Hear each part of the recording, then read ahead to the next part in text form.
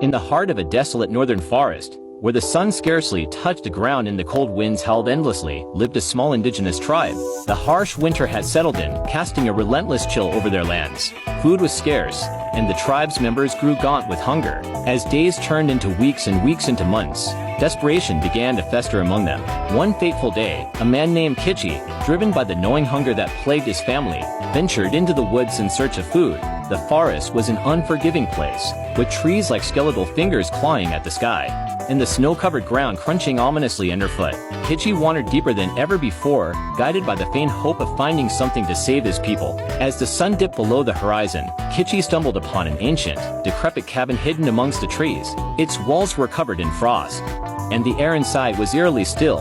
A flicker of hope surged through him as he discovered a modest cache of preserved food in the cabin: dried meats, nuts, and berries. The sight was almost too good to be true. Starved and desperate, Kitchi devoured the food with the ferocity born of his need.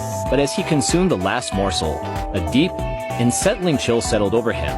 The warmth from the cabin's fire seemed to extinguish, replaced by an icy, malevolent presence. A guttural whisper, carried by the wind, warned him of the ancient curse that bound the food. But Kitchi, lost in his hunger, could not hear the warning. The moment he finished eating, his body began to change.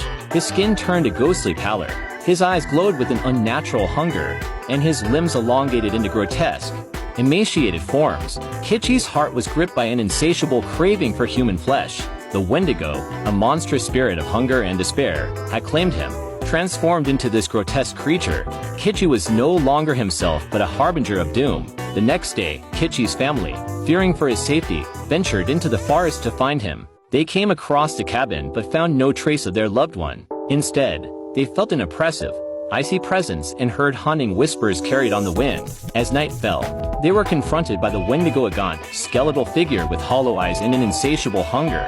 The Wendigo's appearance was a chilling reminder of what hunger and desperation had wrought. From that day forward, the tale of Kitchi and the Wendigo became a grim legend among the tribe. It served as a dire warning against the perils of greed and the lengths to which one might go in the face of extreme desperation. The Wendigo remained a lurking terror in the forest, a symbol of the dark forces that could consume the soul and turn one into a ravenous monster. The tribe learned to respect the boundaries of their harsh environment, knowing that the Wendigo's curse might strike anyone who succumbed to the darkness of their own despair.